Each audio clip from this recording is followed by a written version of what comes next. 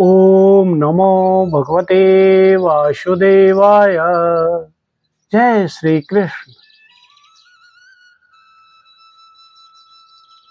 Have you ever wondered, यदि भगवान श्री कृष्ण जी आपको अपने पूरे उपदेश का केवल एक अंतिम संदेश देना चाहें तो वह क्या होगा? क्या आपने कभी सोचा है, यदि आपके पास भगवत गीता का केवल एक अध्याय पढ़ने का समय हो तो आपको कौन सा अध्याय पढ़ना चाहिए? Think about it. आज हम भगवत गीता के उस महान अध्याय में प्रवेश कर रहे हैं जहां भगवान श्री कृष्ण जी 17 अध्यायों के दिव्य ज्ञान का सार प्रस्तुत करते हैं। मैं कामाख्या झा आप सभी का भगवत गीता के 18वें अध्याय, जिसे मोक्ष संन्यास योग कहते हैं, उसमें हार्दिक स्वागत करता हूं। यह केवल भगवत गीता का अंतिम अध्याय नहीं है, यह संपूर्ण भगवत गीता का महान निष्कर्ष है। यही भगवान श्री कृष्ण जी त्याग, संन्यास, कर्तव्य, ज्ञान, भक्ति, स्वधर्म, गुण और पूर्ण शरणागति का दिव्य रहस्य प्रकट करते हैं।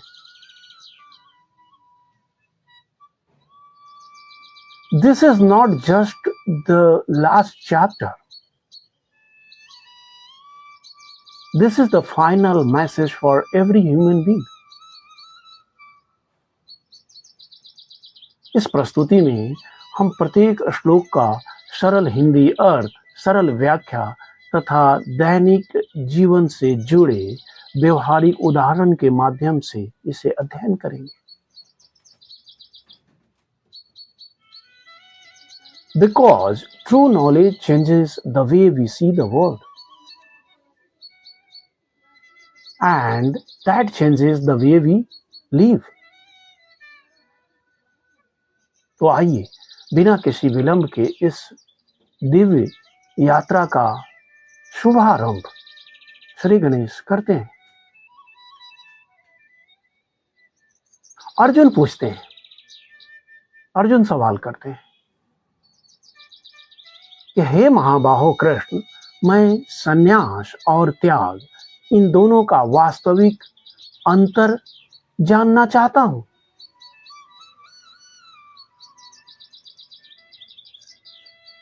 Here is the real question. क्या सब कुछ छोड़ देना ही संन्यास है, या आसक्ति छोड़ना वास्तविक त्याग है?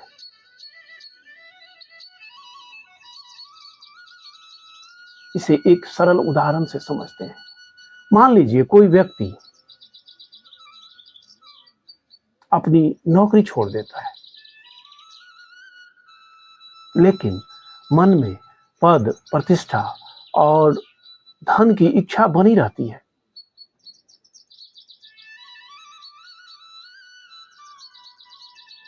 क्या उसे वास्तविक त्याग कहेंगे?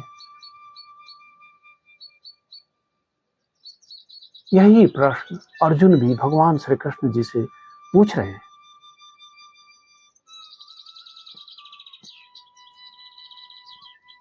भगवान श्री कृष्ण जी कहते हैं, कामना से प्रेरित कर्मों का त्याग संन्यास कहलाता है और कर्म के फल का त्याग वास्तविक त्याग कहलाता है।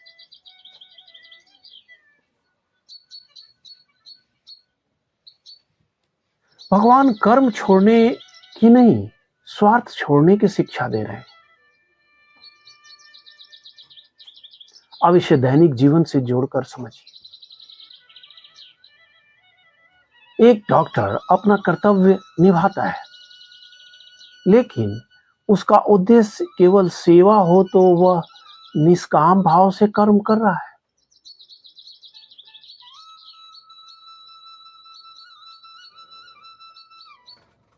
कुछ विद्वान कहते हैं कि सभी कर्म दोषयुक्त हैं, इसलिए उन्हें छोड़ देना चाहिए। जबकि दूसरे विद्वान कहते हैं कि यज्ञ, दान और तप, इनका त्याग कभी नहीं करना चाहिए।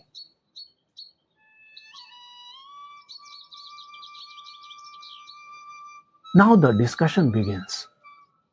सिर्फ मतभेद होना गलत नहीं है, डिफरेंस ऑफ ओपिनियन होना गलत नहीं है, सही निष्कर्ष तक पहुंचना महत्वपूर्ण है, राइट कंक्लूजन तक पहुंचना महत्वपूर्ण है। इसे एक उदाहरण से समझते हैं। किसी विषय, किसी सब्जेक्ट पर दो एक्सपर्ट का अलग अलग राय हो सकता है, लेकिन सही निर्णय तथ्यों को समझकर ही लिया जाता है।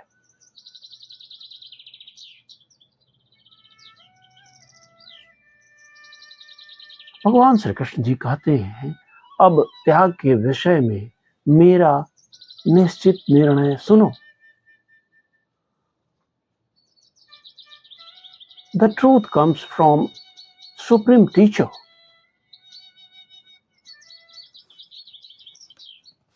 याद रखिए, जब अनेक मत सामने हो, there are different opinions, तो अंतिम निर्णय प्रमाण और सत्य के आधार पर होना चाहिए।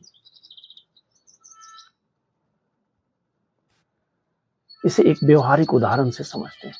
मान लीजिए आपको स्वास्थ्य के बारे में 10 लोगों की सलाह मिले, लेकिन आप अंतिम निर्णय क्वालिफाइड डॉक्टर का सलाह पर ही लेते हैं। सही बात है ना?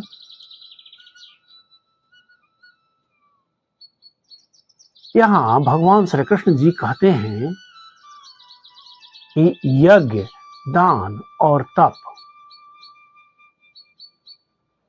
इन कर्मों का त्याग कभी नहीं करना चाहिए। ये मनुष्य को शुद्ध करने वाले कर्म है।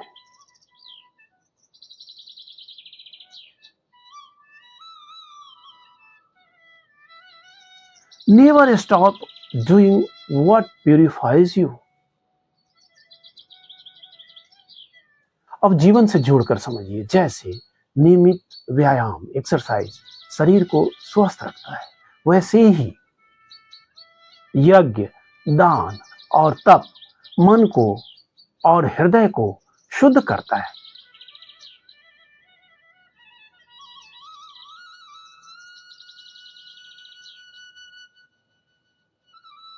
भगवान श्री कृष्ण जी आगे कहते हैं, इन कर्मों को आसक्ति और फल की इच्छा छोड़कर करना चाहिए।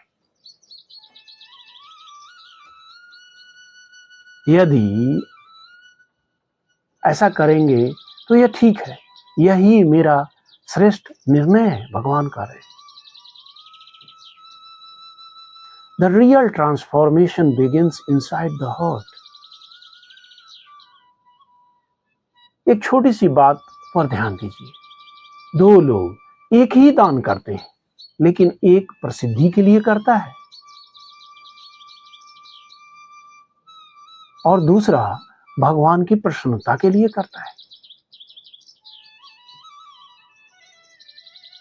बाहरी कर्म एक ही जैसा है दोनों को देखे तो, लेकिन आंतरिक भावना दोनों को अलग बना देती है।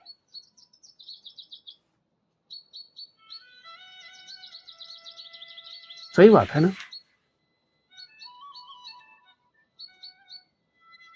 भगवान श्री कृष्ण जी कहते हैं, नियत कर्तव्य का त्याग उचित नहीं है। It is not correct. मोहवश कर्तव्य छोड़ देना तामस त्याग कहलाता है।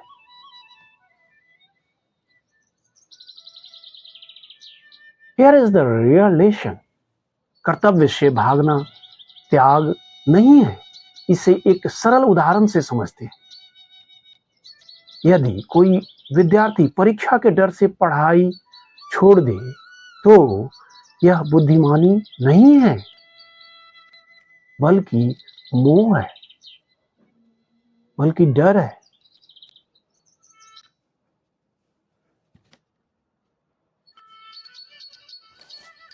भगवान श्री कृष्ण जी कहते हैं, जो व्यक्ति कर्म को कष्टदायक समझकर या शारीरिक कठिनाई के डर से छोड़ देता है, उसका त्याग राजस कहलाता है।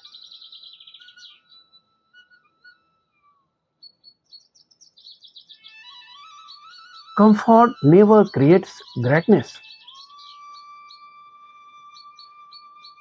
उदाहरण लीजिए, यदि कोई व्यक्ति सुबह जल्दी उठने में कठिनाई देखकर व्यायाम छोड़ दे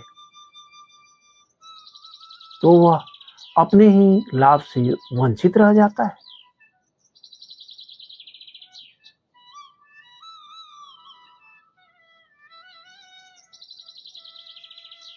भगवान श्री कृष्ण जी आगे कहते हैं, जो व्यक्ति केवल कर्तव्य समझकर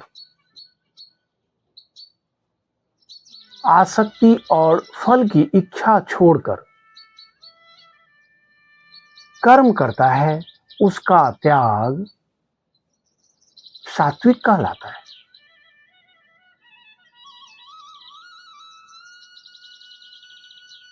ड्यूटी बिफोर डिजायर, इसे दैनिक जीवन से समझिए। एक आदर्श शिक्षक पूरी निष्ठा से विद्यार्थियों को पढ़ाता है, फुल डेडिकेशन, भले ही उसे तुरंत प्रशंसा मिले या न मिले। यही सात्विक त्याग का व्यवहारिक स्वरूप है।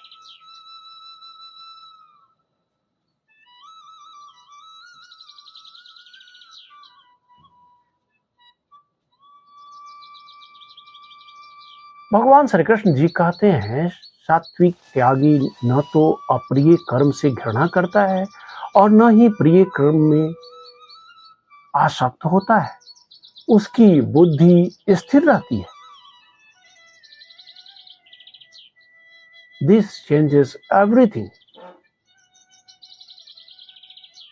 परिस्थितियां नहीं, हमारी सोच हमारे जीवन की दिशा तय करती है। इसे एक उदाहरण से समझते हैं। एक अनुभवी कप्तान समुद्र में शांत मौसम में भी संतुलित रहता है और तूफान आने पर भी घबराता नहीं है।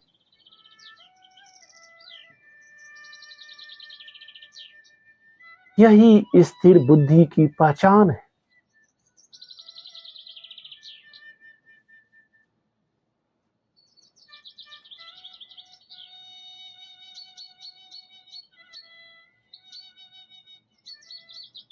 भगवान श्री कृष्ण जी कहते हैं, जब तक मनुष्य शरीर में है तब तक वह सभी कर्मों का पूर्ण त्याग नहीं कर सकता, लेकिन जो कर्म फल का त्याग करता है वही वास्तविक त्यागी है। Here is the real point. समस्या कर्म करने में नहीं है, कर्म से आसक्ति, अटैचमेंट रखने में है। इसे एक सरल उदाहरण से समझते हैं। मान लीजिए एक किसान पूरी मेहनत से खेती करता है, लेकिन वर्षा उसके हाथ में नहीं है, इसलिए वह मेहनत करता है पर फल को भगवान पर छोड़ देता है।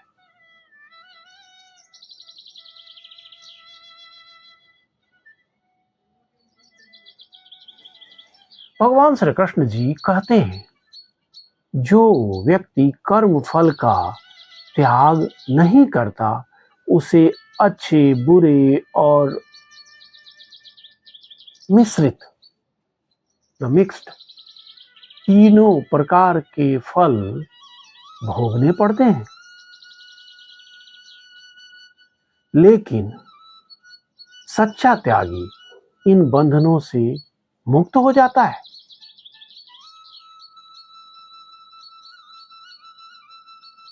बंधन कर्म नहीं, कर्म फल की आसक्ति है।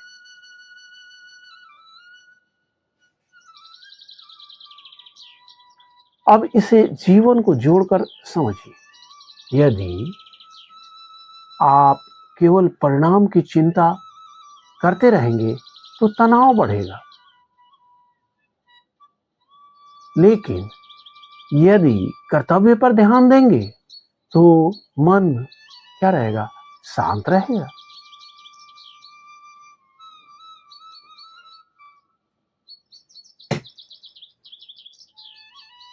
भगवान श्री कृष्ण जी कहते हैं, अब मैं कर्म के 5 कारण बताता हूं, 5 रीजंस।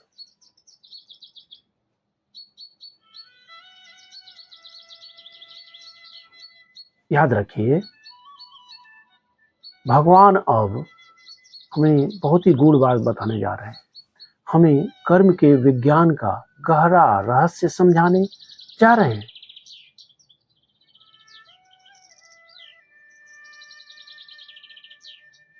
इसे एक उदाहरण से समझते हैं।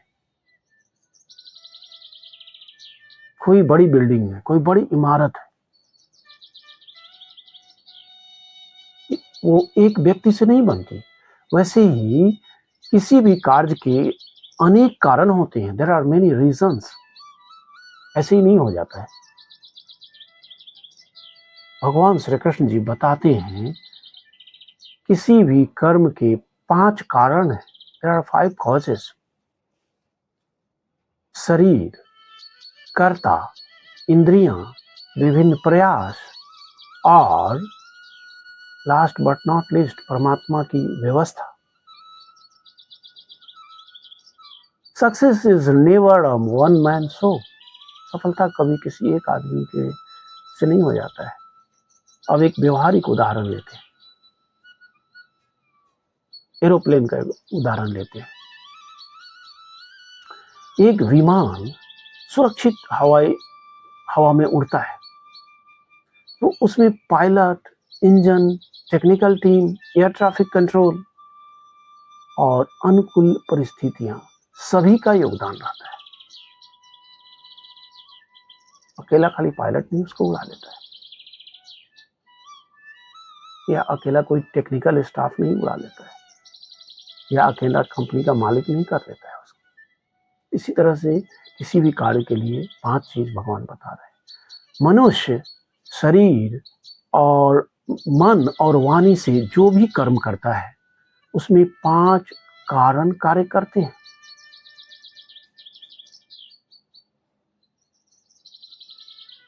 Nothing happens by chance.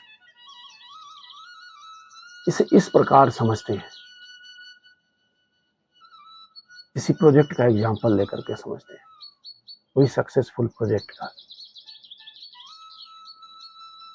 सफल प्रोजेक्ट केवल एक विचार से नहीं, बल्कि योजना, तो प्लानिंग होनी चाहिए, मेहनत, संसाधन और सहयोग से पूरा होता है।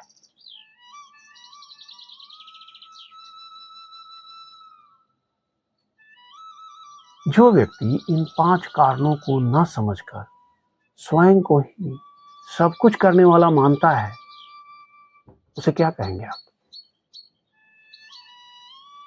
वह अज्ञान में अज्ञानी है। मैंने ये किया, मैंने वो किया।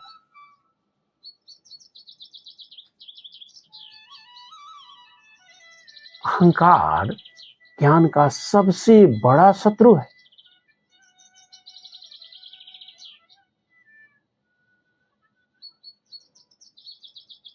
एक छोटा सा उदाहरण लेते हैं कैप्टन का। यदि कोई कप्तान पूरी टीम की मेहनत भूल कर कहे, जीत केवल मेरी वजह से हुई है, अब बताइए ये सही होगा क्या? तो क्या यह उचित होगा? नहीं।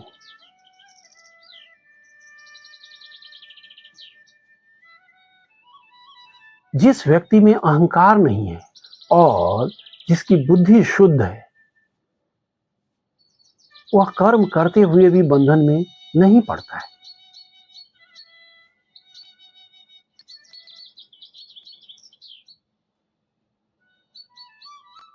True freedom begins with humility. अब इसे दैनिक जीवन के उदाहरण से समझते हैं। कोई काम करने वाला, एक सच्चा सेवक काम पूरा होने के बाद श्रेय लेने के बजाय भगवान पर आभार व्यक्त करता है, ग्रैटिट्यूड।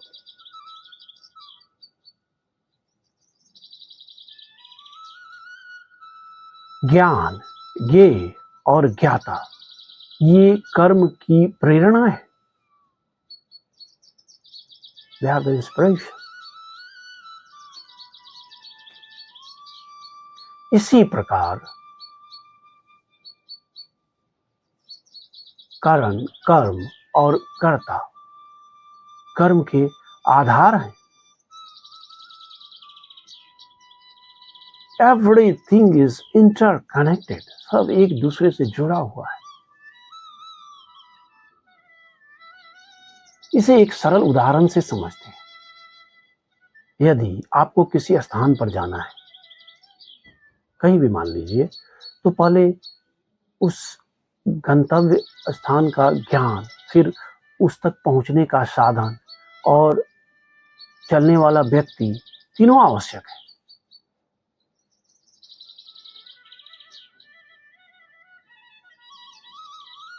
केवल एक से काम नहीं होगा, केवल दो से काम नहीं होगा।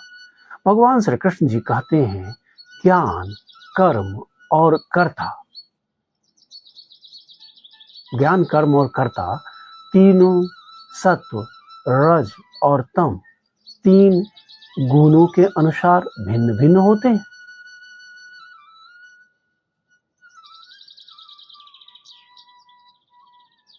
This is the turning point.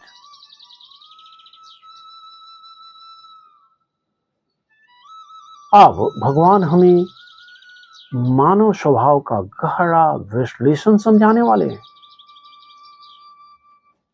Deep explanation. इसे हम एक उदाहरण से समझते हैं। खाना का उदाहरण ले लेते हैं। जैसे एक ही भोजन अलग अलग लोगों पर अलग अलग प्रभाव डालता है। एक ही खाना है, वैसे ही एक ही कर्म अलग गुणों के कारण भिन्न भिन्न परिणाम देता है, डिफरेंट रिजल्ट्स देता है। बाहरी कर्म एक जैसा हो सकता है, लेकिन उसे करने की आंतरिक प्रवृत्ति परिणाम को बदल देती है, रिजल्ट को ही चेंज कर देती है।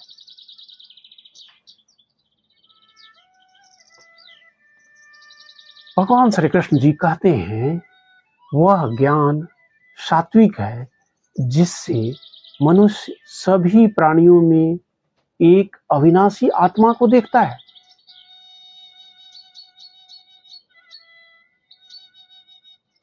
Here is the lesson. यहां एक सीख है। भेद शरीरों में है, आत्मा में नहीं।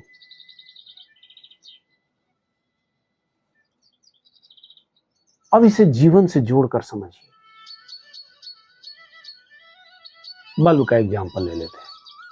अलग अलग रंगों के बल्ब में एक ही इलेक्ट्रिसिटी, बिजली प्रवाहित होती है, फ्लो ऑफ इलेक्ट्रॉन्स। वैसे ही सभी जीवों में एक ही आध्यात्मिक चेतना विद्यमान है।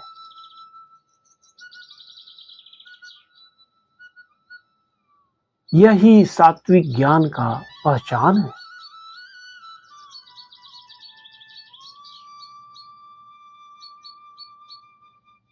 यही जो है सात्विक ज्ञान का पहचान है।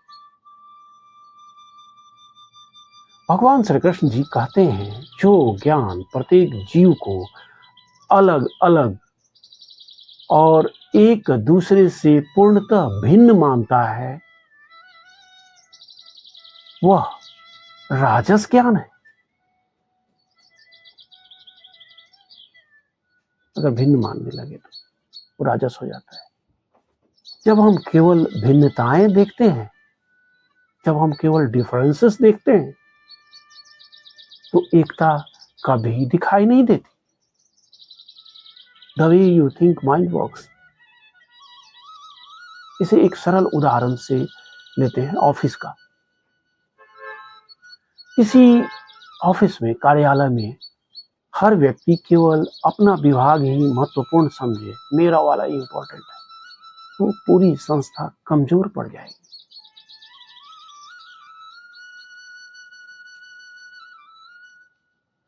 सब बोले मेरा ही डिपार्टमेंट बहुत ही इंपॉर्टेंट है।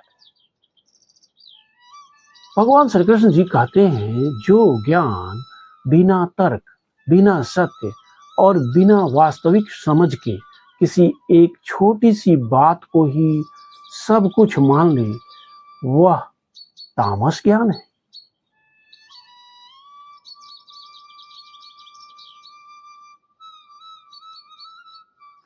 अधूरा ज्ञान कई बार अज्ञान से भी अधिक हानिकारक होता है। Incomplete knowledge is more dangerous. अब इसे दैनिक जीवन का कुछ उदाहरण लेकर हम समझते हैं। सोशल मीडिया का ही लेते हैं। यदि कोई व्यक्ति सोशल मीडिया का एक पोस्ट पढ़कर उसे पूर्ण सत्य मान लेता है, तो वह गलत निर्णय ले सकता है।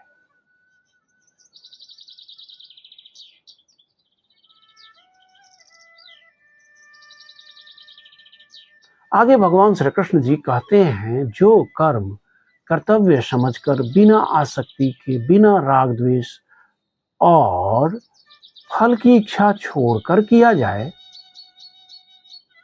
वह सात्विक कर्म है।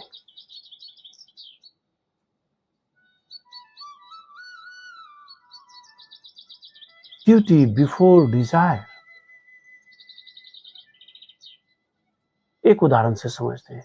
एक ईमानदार डॉक्टर हर मरीज का उपचार पूरी निष्ठा से करता है, चाहे उसे प्रशंसा मिले या न मिले।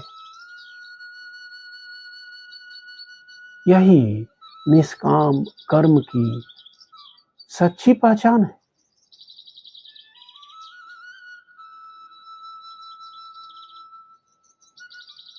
भगवान श्री कृष्ण जी कहते हैं, जो कर्म अहंकार के साथ बहुत परिश्रम से और फल मिलने की इच्छा से किया जाए, वह राजस है।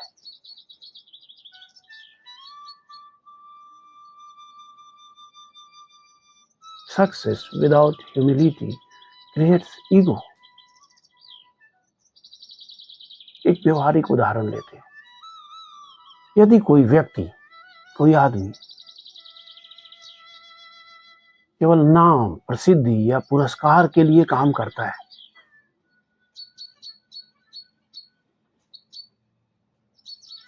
तो वह राजस भाव से काम कर रहा है।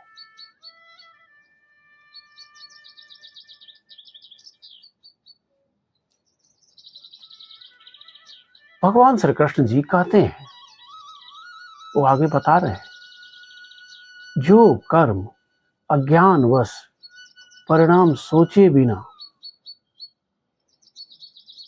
हानि, हिंसा या अपनी क्षमता के परवाह किए बिना किया जाए, वह तामस कर्म है।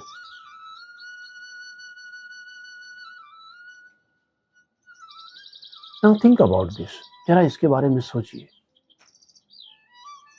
हर एक कार्य, जितना भी काम है, करने से पहले उसके परिणाम जरूर सोचिए, उसका रिजल्ट जरूर सोचिए, क्या हो सकता है, what could be the probable thing. एक छोटा उदाहरण लेते हैं। यदि कोई व्यक्ति क्रोध में आकर कोई निर्णय ले, तो बाद में उसे पछताना पड़ सकता है। सही बात है ना?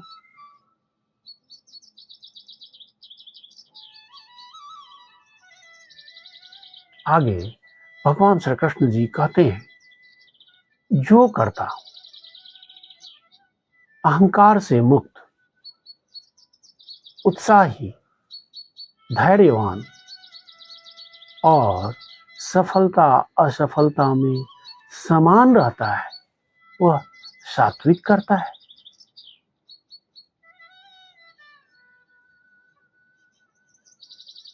Character is revealed under pressure. जब अंडर प्रेशर रहते हैं तभी सही कैरेक्टर पता चलता है। हमें जीवन से इसे जोड़कर समझते हैं। एक कैप्टन का एग्जाम्पल लेते हैं। एक अच्छा कप्तान जीतने पर घमंड नहीं करता और हारने पर हिम्मत भी नहीं हारता। यही सात्विक कर्ता की पहचान है। This is the identity of सात्विक कर्ता।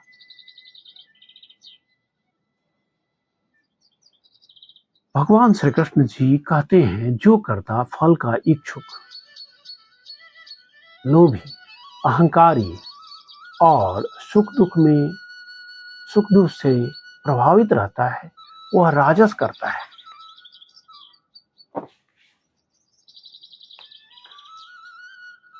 The real victory is over your own mind. यही 5% पूरे 95% को कंट्रोल करता है। एक उदाहरण लेते हैं किसी प्लेयर का। मान लीजिए कोई खिलाड़ी केवल ट्रॉफी जीतने के लिए खेलता है, तो हारते ही उसका उत्साह टूट जाता है। टूट जाएगा ना, पर वही सोच के रखा है। भगवान श्री कृष्ण जी कहते हैं जो कर्ता आलसी, कपटी, हठी, उदास और दूसरों को दुख देने वाला हो, वह तामस करता है।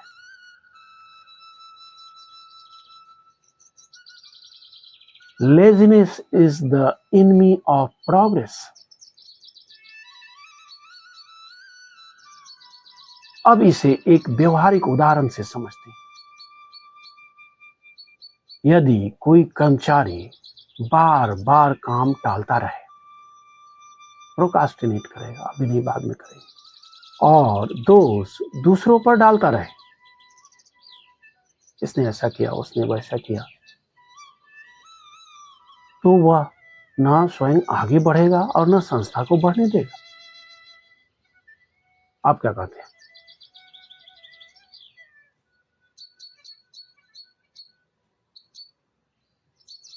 भगवान श्री कृष्ण जी कहते हैं अब मैं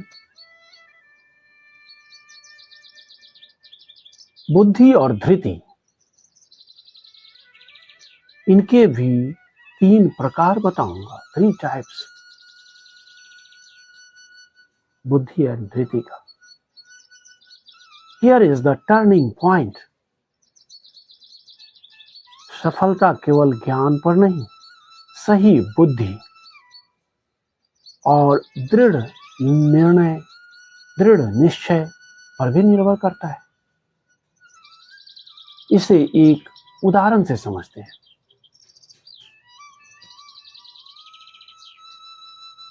आपको रास्ता भी पता है मान लीजिए, लेकिन चलने का संकल्प नहीं है, तो आप मंजिल तक नहीं पहुंच पाएंगे।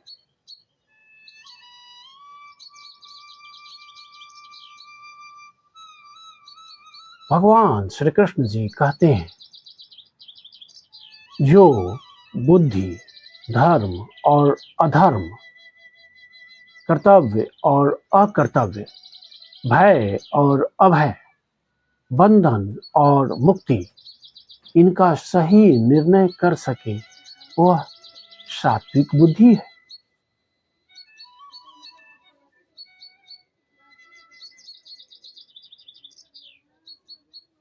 यही निर्णय सही जीवन की सबसे बड़ी कुंजी है। अब एक सरल उदाहरण से समझते हैं। जैसे एक अनुभवी जज भावनाएं देख के नहीं निर्णय लेता है, वो क्या सही है और क्या प्रूफ है उसके आधार पर निर्णय लेता है। वैसे ही सात्विक बुद्धि हमें जीवन में सही दिशा दिखाती है।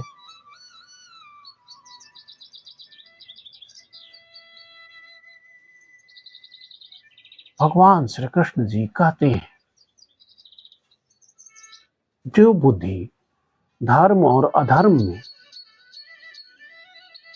कर्तव्य और अकर्तव्य में सही निर्णय नहीं कर पाती, वह राजस बुद्धि है।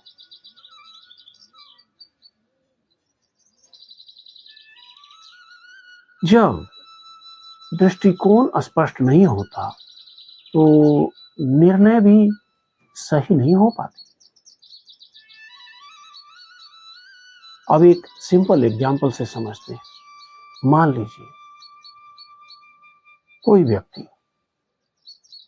केवल तात्कालिक लाभ देखकर निर्णय लेता है और भविष्य के परिणामों पर ध्यान नहीं देता, तो बाद में उसे क्या होगा? पछताना पड़ सकता है।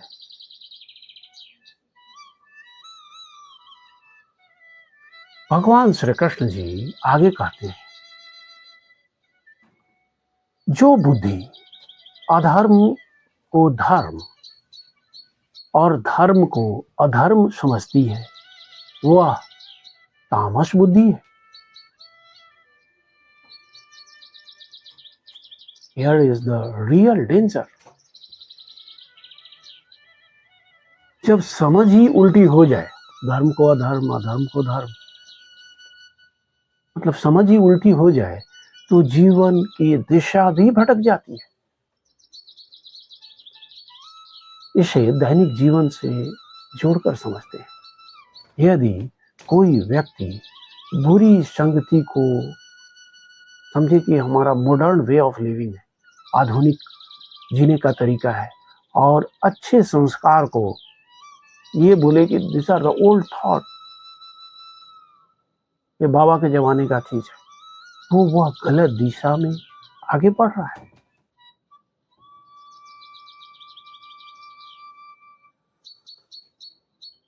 भगवान श्री कृष्ण जी कहते हैं, जो धृति मन, प्राण और इंद्रियों को योग के द्वारा स्थिर रखती है, वह सात्विक धृति है।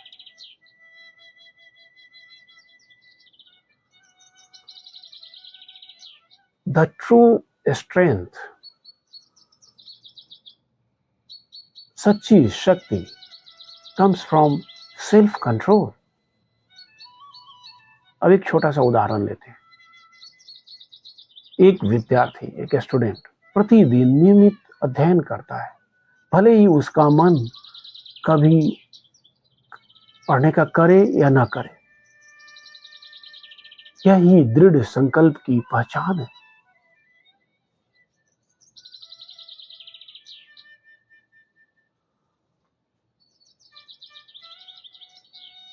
भगवान श्री कृष्ण जी कहते हैं, जो धृति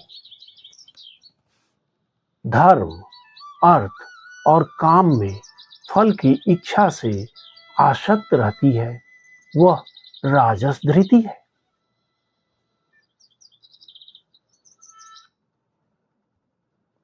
नाउ थिंक अबाउट दिस। यदि प्रेरणा केवल लाभ हो तो स्थिरता जो है अधिक समय तक नहीं रह पाती।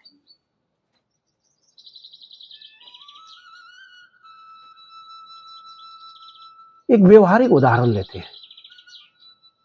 यदि कोई कर्मचारी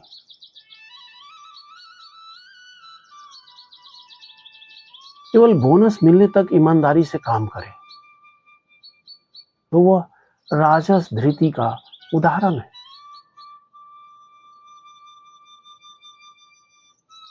दिवाली का बोनस आने वाला है, चलो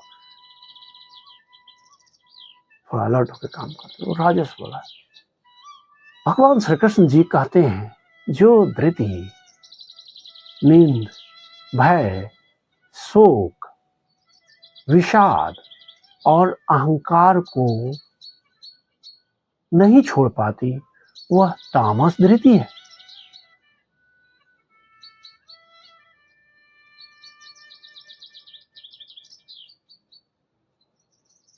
the biggest prison is inside our mind.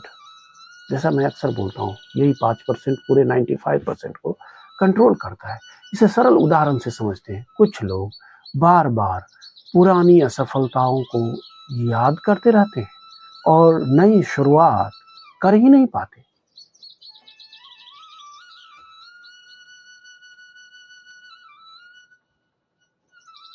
जब तक मन मुक्त नहीं होगा, जीवन भी आगे नहीं बढ़ पाएगा।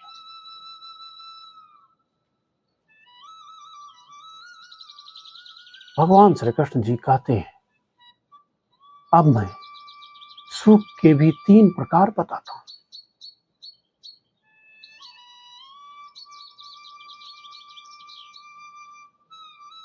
हर सुख वास्तविक सुख नहीं होता।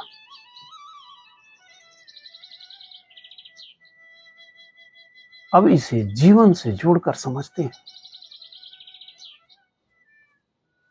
कुछ सुख क्षणिक होते हैं, मोमेंटरी, और कुछ जीवन बदल देते हैं।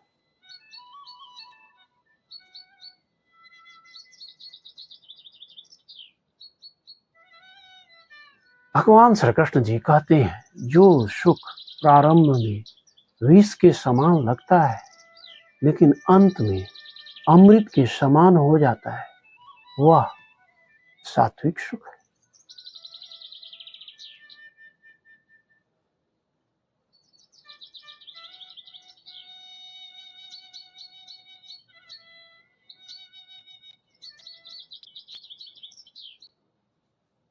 Success requires discipline first.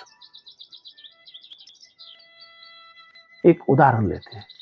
सुबह जल्दी उठना, एक्सरसाइज करना या नियमित अध्ययन करना शुरू में डिफिकल्ट लगता है, लेकिन लंबे समय में यही सबसे बड़ा लाभ देता है।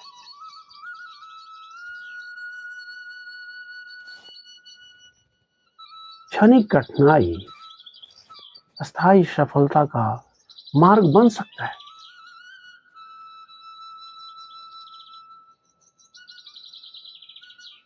भगवान श्री कृष्ण जी कहते हैं, जो सुख इंद्रियों के विषयों से मिलता है प्रारंभ में अमृत जैसा लगता है, लेकिन अंत में विष बन जाता है, पॉइजन बन जाता है। वह राजस सुख है। Pleasure is not always happiness.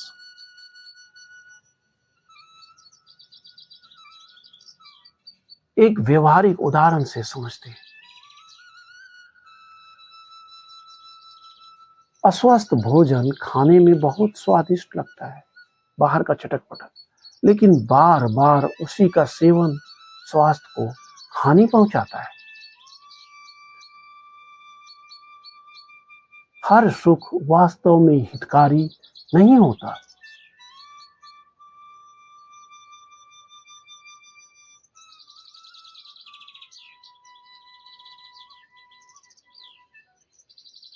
भगवान श्री कृष्ण जी कहते हैं, जो सुख आरंभ में ही और अंत में भी आत्मा को मोह में डाल देता है, जो आलस्य, निद्रा और प्रमाद से उत्पन्न हो, वह तामस सुख है।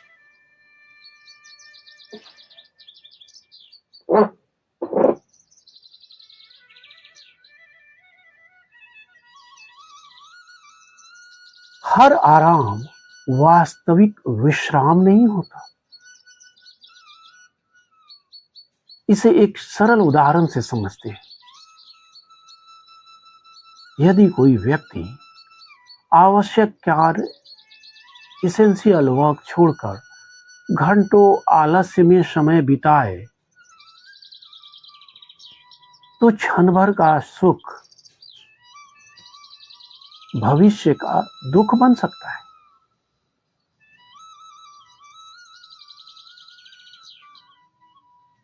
भगवान श्री कृष्ण जी कहते हैं, इस संसार में या देवताओं के बीच ऐसा कोई प्राणी नहीं है जो प्रकृति के 3 गुणों से पूर्णतः मुक्त हो।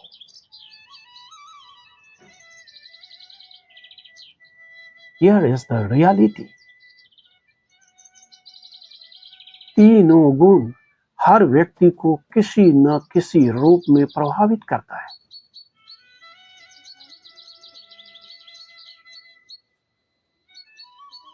लेकिन आध्यात्मिक साधना हमें इन गुणों से ऊपर उठने का मार्ग दिखाती है।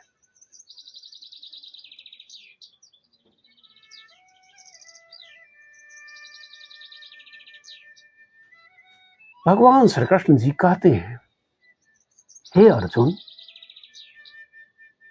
ब्राह्मण, क्षत्रिय, वैश्य और शूद्र इनके स्वाभाविक कर्म उनके गुण और स्वभाव के अनुसार विभाजित है। थिंक अबाउट इट, जरा सोचिए।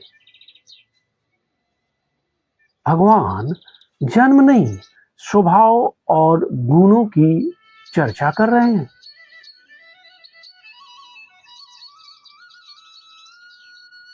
इसे कुछ व्यवहारिक उदाहरण से समझते हैं। जैसे एक संस्था में अलग अलग लोग अपनी अपनी योग्यता के अनुसार अलग अलग जिम्मेदारियां निभाते हैं, वैसे ही समाज भी विभिन्न स्वाभाविक भूमिकाओं से संतुलित रहता है।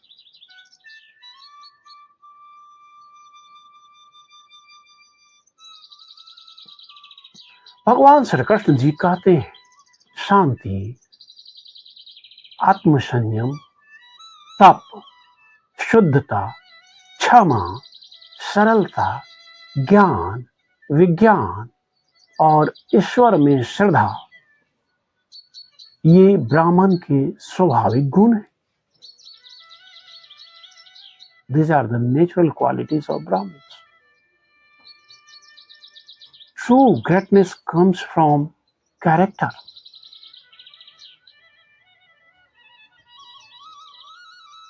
याद रखिए, इन गुणों का अभ्यास हर व्यक्ति अपने जीवन में कर सकता है। They can practice the same in their life. यही गुण मनुष्य को अंदर से महान बनाते हैं।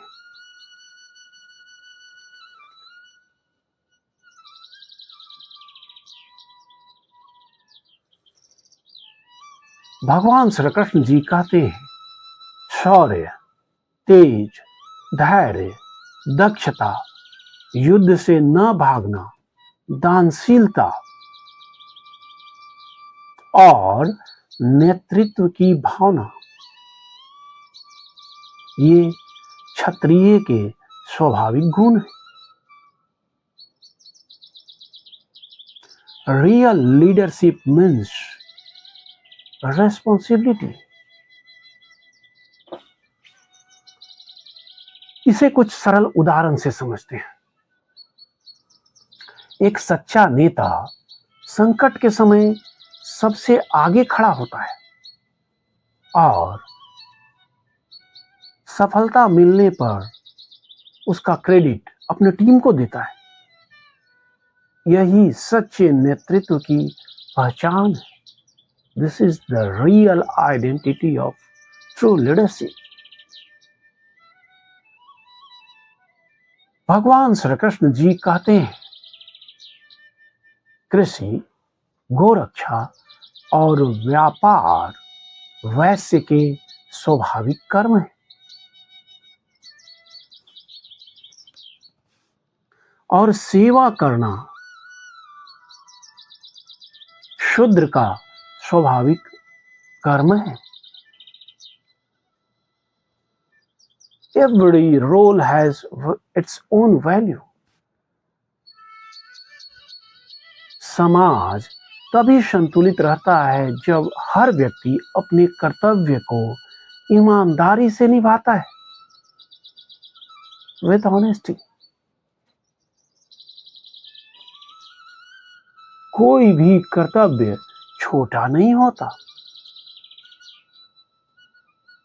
यदि वह निष्ठा से किया जाए, डेडिकेशन से किया जाए। भगवान श्री कृष्ण जी कहते हैं, प्रत्येक व्यक्ति अपने स्वाभाविक कर्म में निष्ठा रखकर सिद्धि प्राप्त कर सकता है।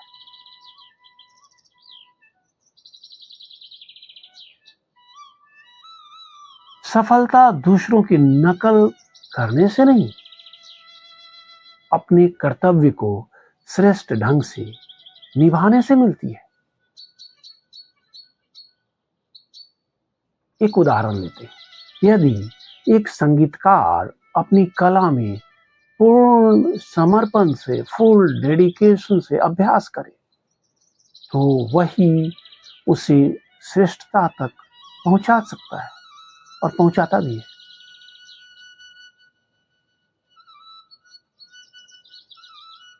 भगवान श्री कृष्ण जी कहते हैं,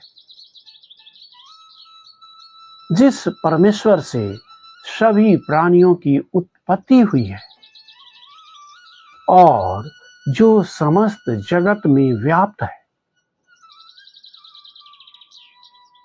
अपने स्वाभाविक कर्म द्वारा उनकी पूजा करके मनुष्य सिद्धि प्राप्त करता है। Here is the real lesson. जब कर्तव्य भगवान को समर्पित हो जाता है तो वही भक्ति बन जाता है।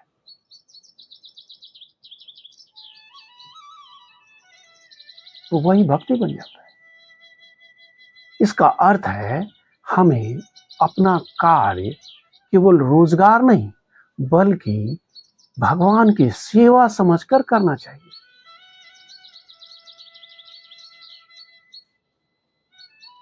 क्या समझ के?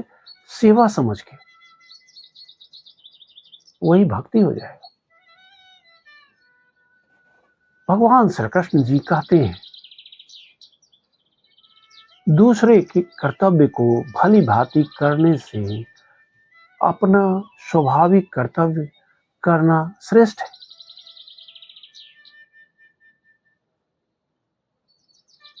भले ही उसमें कुछ मिस्टेक भी हो, कुछ त्रुटियां भी हो।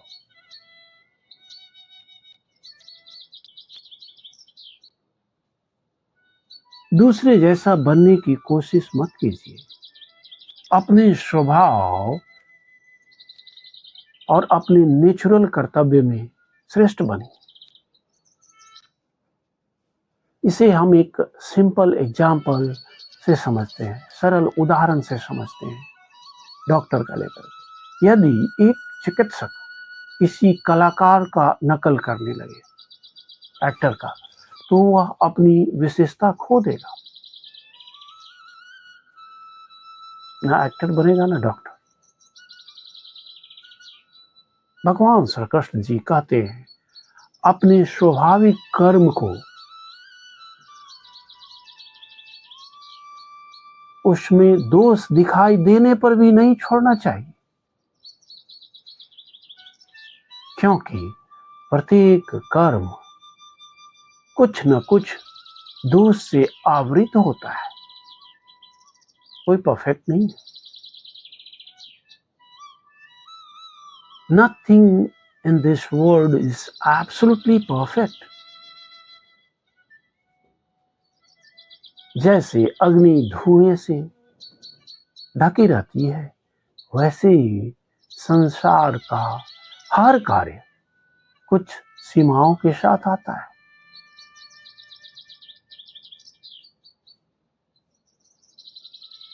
परफेक्शन, पूर्णता की प्रतीक्षा करने से अधिक महत्वपूर्ण है कि सही दिशा में कार्य करते रहना चाहिए। भगवान श्री कृष्ण जी कहते हैं, जो व्यक्ति आसक्ति से मुक्त है,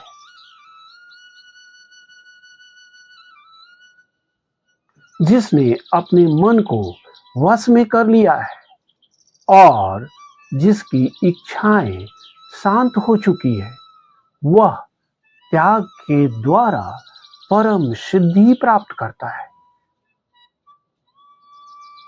true freedom comes from within, अंदर से आता है, अंदर से। जब मन इच्छाओं का दास नहीं रहता, तभी मनुष्य वास्तविक शांति का अनुभव करता है।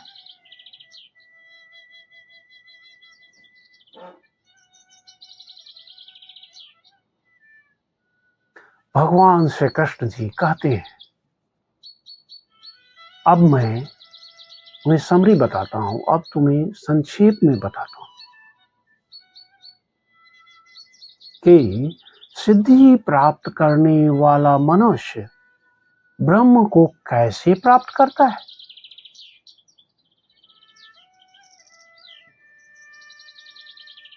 Now the journey reaches the highest point.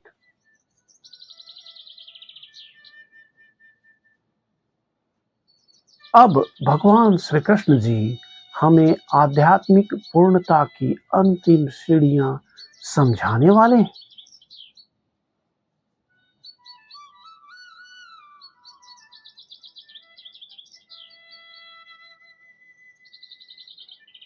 भगवान श्री कृष्ण जी कहते हैं, शुद्ध बुद्धि वाला, दृढ़ संकल्प रखने वाला, इंद्रियों को वश में रखने वाला, राग और द्वेष का त्याग करने वाला मनुष्य आध्यात्मिक उन्नति के मार्ग पर आगे बढ़ता है।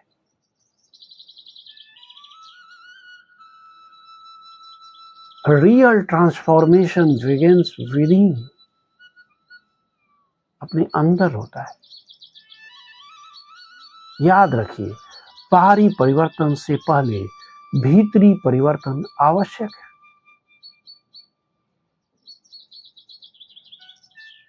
भगवान श्री कृष्ण जी कहते हैं, जो व्यक्ति एकांत का आश्रय लेता है, संयमित भोजन करता है, बैलेंस्ड फूड, वाणी और शरीर और मन को नियंत्रित रखता है और सदैव ध्यान में स्थिर रहता है, वह वैराग्य को प्राप्त करता है।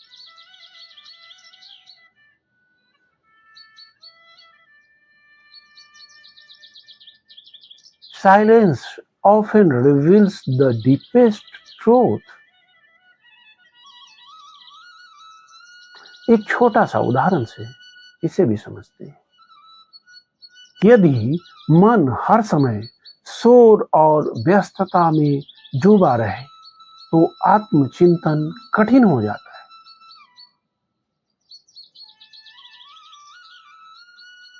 आत्मचिंतन कर ही नहीं सकते अगर इसी में दिमाग लगा है तो। भगवान श्री कृष्ण जी कहते हैं, अहंकार, बल का अभिमान, घमंड, काम, क्रोध और संग्रह की भावना, इन सब का त्याग करके शांत स्वभाव वाला मनुष्य ब्रह्म भाव को प्राप्त होने योग्य बन जाता है। Here is the real lesson. जितना अहंकार कम होगा, उतना ही भगवान के निकट पहुंचना आसान होगा।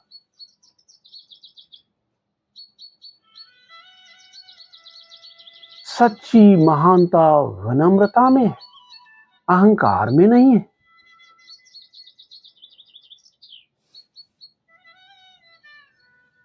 भगवान श्री कृष्ण जी कहते हैं, जो ब्रह्म भाव को प्राप्त हो जाता है, वह सदा प्रसन्न रहता है न किसी के लिए शोक करता है और न किसी वस्तु की इच्छा रखता है। वह सभी प्राणियों को समदृष्टि से देखता है और मेरी शुद्ध भक्ति को प्राप्त करता है।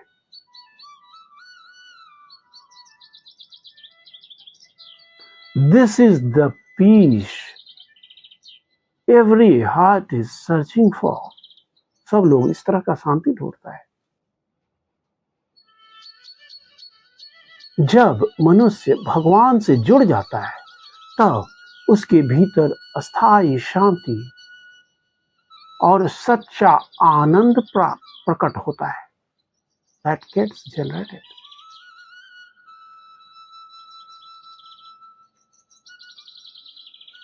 भगवान श्री कृष्ण जी आगे कहते हैं, केवल भक्ति के द्वारा मनुष्य मुझे जैसा मैं वास्तव में हूं वैसा जान सकता है और इस प्रकार मुझे तत्व से जानकर मेरे धाम को प्राप्त करता है। Here is the real secret. यहाँ पर वास्तविक रहस्य छुपा हुआ है। भगवान को केवल तर्क से नहीं, भक्ति से जाना जाता है, भक्ति से जाना जा सकता है। यस, ऑफ कोर्स, ज्ञान हमें मार्ग दिखाता है, रास्ता दिखाता है, लेकिन भक्ति भगवान तक पहुंचा देती है।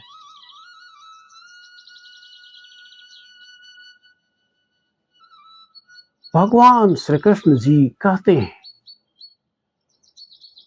मेरा आश्रय लेकर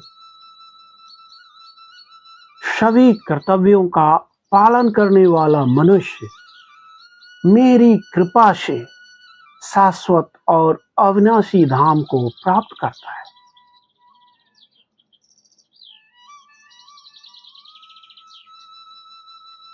Never think that spirituality means giving up responsibility. भगवान कर्तव्य छोड़ने की नहीं, कर्तव्य को उनके लिए करने की शिक्षा देते हैं।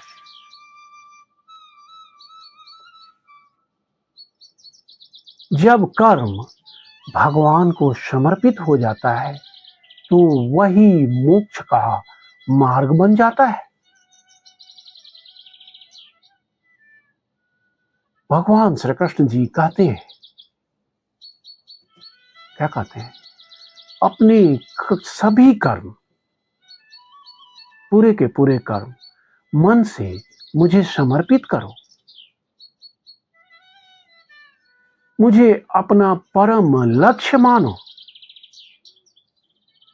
बुद्धि योग का आश्रय लो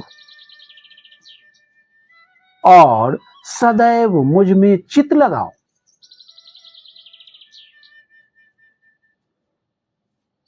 This changes everything. This changes everything. जब जीवन का केंद्र भगवान बन जाते हैं तो जीवन के सभी निर्णय स्पष्ट होने लगते हैं, क्लियर होने लगते हैं।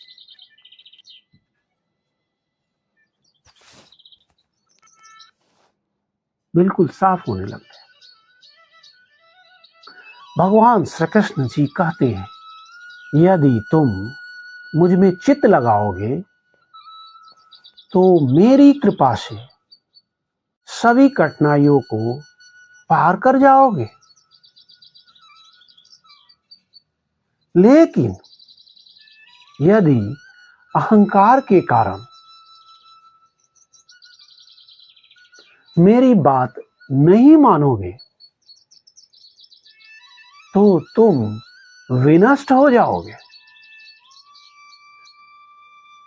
Think about it. अहंकार हमें भगवान से दूर ले जाता है और समर्पण हमें भगवान के निकट ले जाता है। यही डिफरेंस है अहंकार और समर्पण का। तो समर्पण जो है भगवान के नजदीक ले जाता है। भगवान श्री कृष्ण जी कहते हैं, यदि अहंकार के कारण तुम सोचो कि मैं युद्ध नहीं करूंगा, तो तुम्हारा यह निश्चय व्यर्थ है, क्योंकि तुम्हारा स्वभाव तुम्हें कर्म करने के लिए विवश करेगा, फोर्स करेगा। तुम क्षत्रिय हो, केवल निर्णय बदलने से नहीं, स्वभाव बदलने से जीवन बदलता है।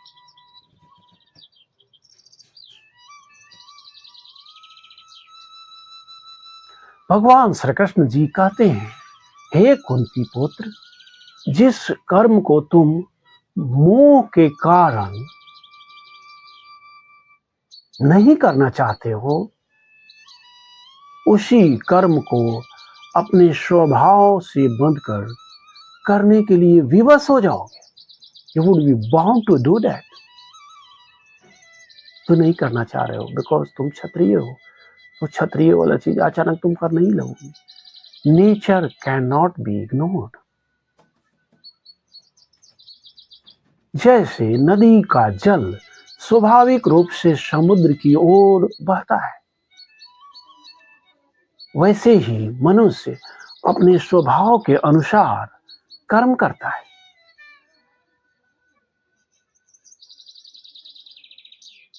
भगवान श्री कृष्ण जी कहते हैं, हे अर्जुन, परमात्मा सभी प्राणियों के हृदय में स्थित है और अपनी दैवी शक्ति से सभी को उनके कर्मों के अनुसार चलाते हैं। थिंक डीपली, गहराई से सोचिए। हम कभी भी भगवान की उपस्थिति से दूर नहीं है। हर जगह पे भगवान है। वे हमारे हर विचार, हर निर्णय और हर परिस्थिति से भली भांति परिचित है। Is well aware of everything. भगवान श्री कृष्ण जी आगे कहते हैं, हे भारत, तुम पूर्ण भाव से उन्हीं की शरण में जाओ। उनकी कृपा से तुम परम शांति और शाश्वत धाम को प्राप्त करोगे।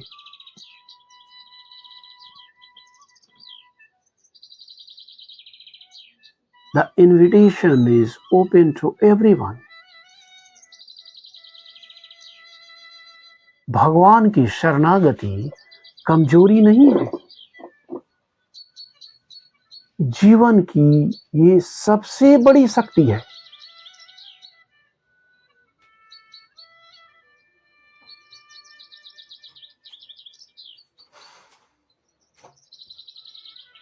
भगवान श्री कृष्ण जी कहते हैं, मैंने तुम्हें यह अत्यंत गोपनीय ज्ञान सुना दिया है, टॉप सीक्रेट। अब तुम इस पर भली भांति विचार करो और फिर जैसा उचित समझो वैसा करो, जैसा एप्रोप्रिएट लगे वैसा करो।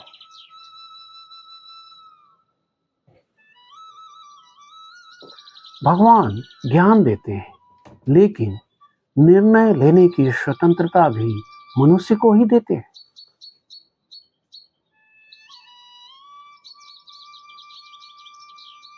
भगवान श्री कृष्ण जी आगे कहते हैं,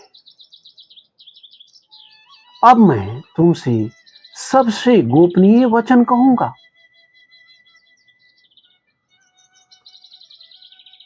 टॉप सीक्रेट,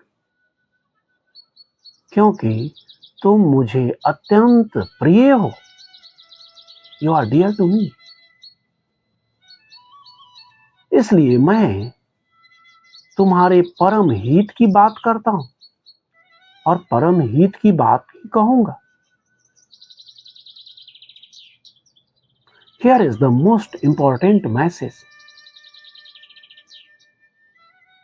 अब भगवान श्री कृष्ण जी अपने हृदय की सबसे गहन बात करने वाले हैं।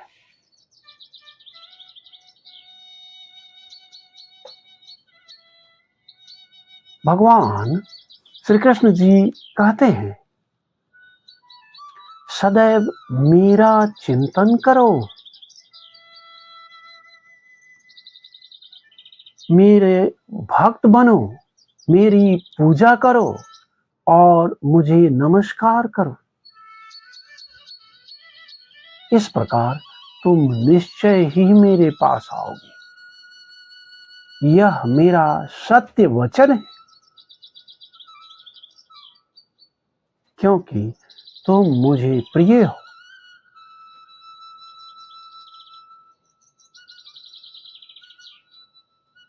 This is God's personal promise. ये भगवान का प्रोमिस है, केवल अर्जुन के लिए नहीं, हम सबके लिए। भगवान केवल उपदेश नहीं दे रहे हैं, वे अपना वचन दे रहे हैं। वे अपना वचन दे रहे हैं। भगवान श्री कृष्ण जी कहते हैं, सभी प्रकार के धर्मों का त्याग करके केवल मेरी शरण में आ जाओ। मैं तुम्हें सभी पापों से मुक्त कर दूंगा, डरो मत।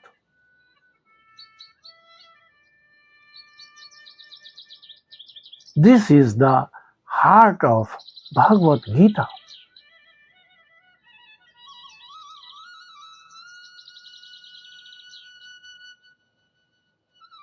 पूर्ण शरणागति ही भगवत गीता का अंतिम और सर्वोच्च संदेश है।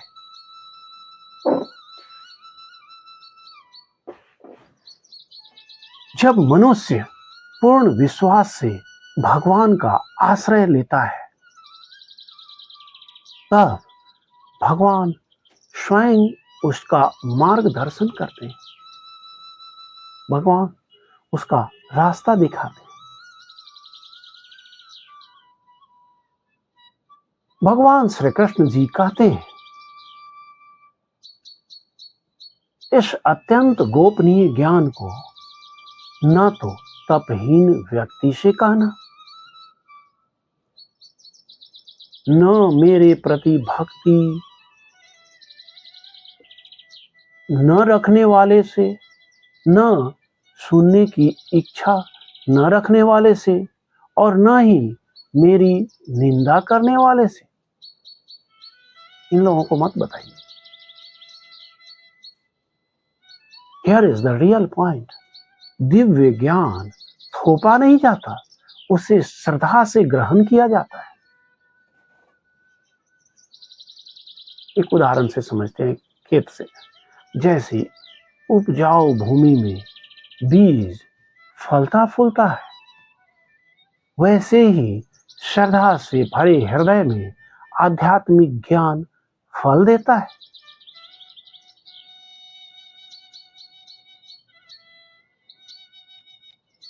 भगवान श्री कृष्ण जी कहते हैं, जो व्यक्ति मेरे इस परम रहस्य का मेरे भक्तों में प्रचार करता है, वह निश्चय ही मुझे प्राप्त होता है। Sharing spiritual knowledge is an act of love.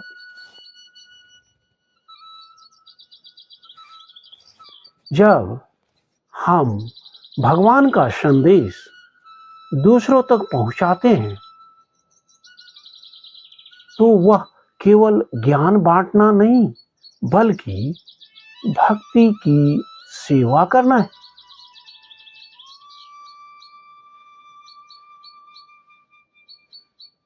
भगवान श्री कृष्ण जी कहते हैं, ऐसा करने वाले से बढ़कर मेरा कोई प्रिय सेवक नहीं है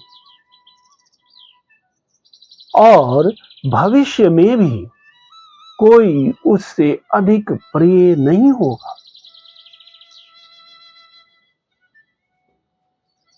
थिंक अबाउट इट, जरा सोचिए। भगवान अपने संदेश का प्रचार करने वाले को अपना अत्यंत प्रिय मानते हैं। यह केवल सम्मान नहीं, स्वयं भगवान का विशेष आशीर्वाद है।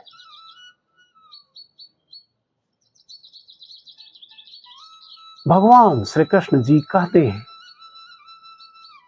जो व्यक्ति हम दोनों के इस धर्ममय संवाद का अध्ययन करता है, जो स्टडी भी करता है, वह अपने ज्ञान यज्ञ के द्वारा मेरी पूजा करता है। Every time you study Bhagavad Gita, you worship Lord.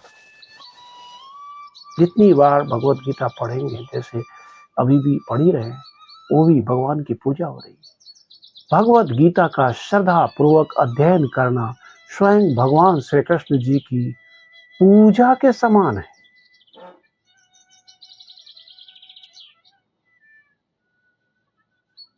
भगवान श्री कृष्ण जी कहते हैं, जो व्यक्ति श्रद्धा के साथ और दोष दृष्टि के बिना इस संवाद को सुनता है, वह भी पापों से मुक्त होकर पुण्य आत्माओं के शुभ लोक को प्राप्त करता है। Just listening with faith can transform your life.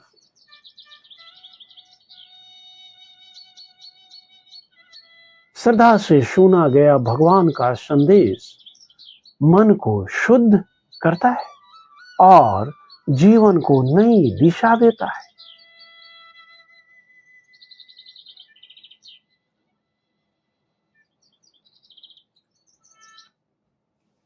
भगवान श्री कृष्ण जी कहते हैं, हे अर्जुन, क्या तुमने इस ज्ञान को एकाग्र मन से सुना? क्या तुम्हारा अज्ञान और मोह अब नष्ट हो गया?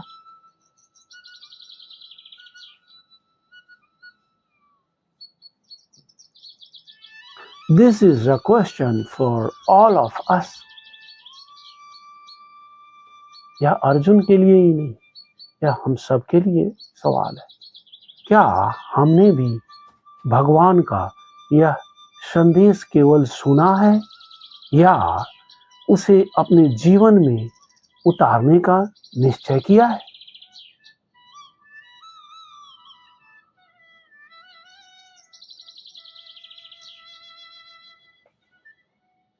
अर्जुन कहते हैं, हे अच्युत, अब मेरा मोह नष्ट हो गया है। आपकी कृपा से मुझे स्मृति प्राप्त हो गई है। अब मैं संदेह से मुक्त और आपके आदेश का पालन करूंगा।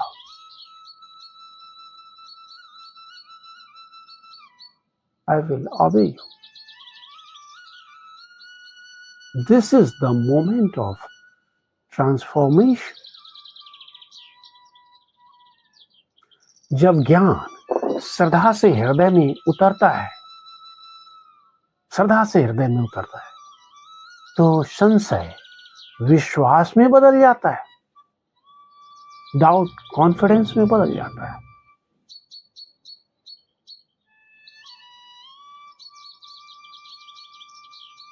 संजय कहते हैं, इस प्रकार मैंने वासुदेव कृष्ण जी और महात्मा अर्जुन के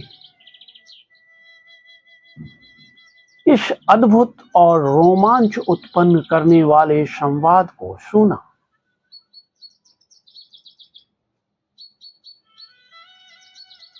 What an extraordinary conversation!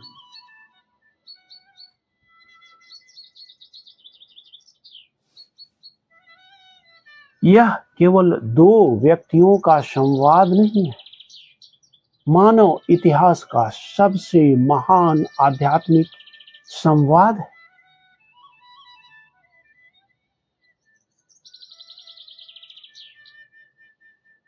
Sanjay कहते हैं, महर्षि वेद व्यास जी की कृपा से मैंने स्वयं योगेश्वर भगवान श्री कृष्ण जी से यह परम गोपनीय योग प्रत्यक्ष सुना। दिव्य ज्ञान सदैव गुरु परंपरा के माध्यम से प्रकाशित होता है।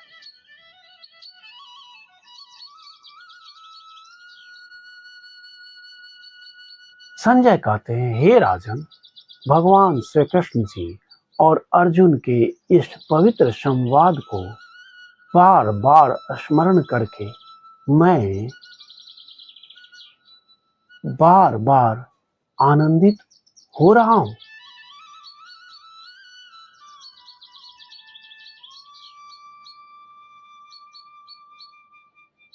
Some conversation stay with us forever.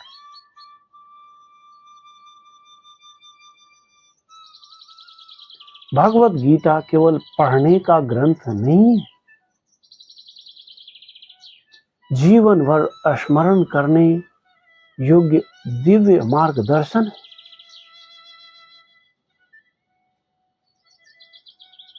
Sanjay कहते हैं, और भगवान श्री कृष्ण जी के उस अद्भुत दिव्य स्वरूप को बार बार स्मरण करके मैं बार बार आश्चर्यचकित होता हूँ, विस्मित होता हूँ और मेरा हृदय आनंद से भर जाता है।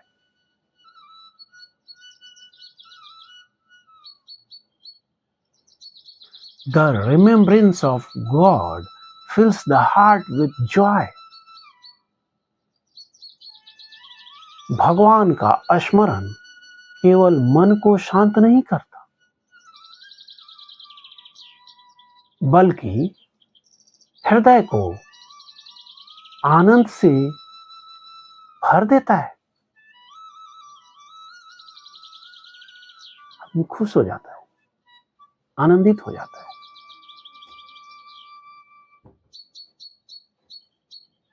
संजय कहते हैं, जहां योगेश्वर भगवान श्री कृष्ण जी हैं और जहां धनुर्धर अर्जुन है, वहां निश्चित रूप से समृद्धि है, विजय है, अलौकिक शक्ति है और धर्म की स्थायी जीत है, स्थायी विजय है।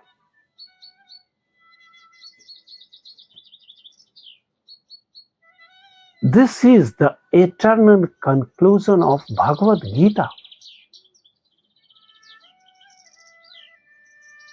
जहां भगवान का मार्गदर्शन हो और मनुष्य का सच्चा पुरुषार्थ हो, वहां विजय निश्चित ही है,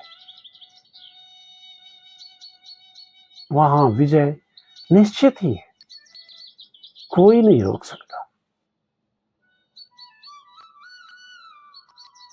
यदि आपको भगवत गीता के 18वें अध्याय का यह सरल अध्ययन उपयोगी लगे तो इसे अपने परिवार, मित्रों और उन सभी लोगों तक अवश्य पहुंचाइए जो भगवत गीता को सरल भाषा में शांति से समझना चाहते हो।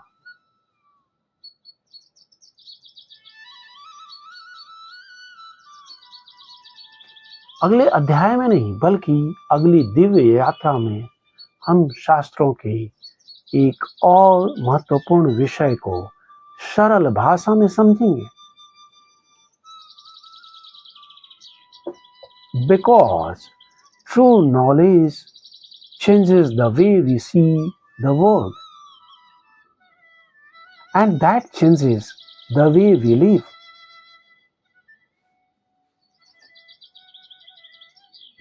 जय श्री कृष्ण।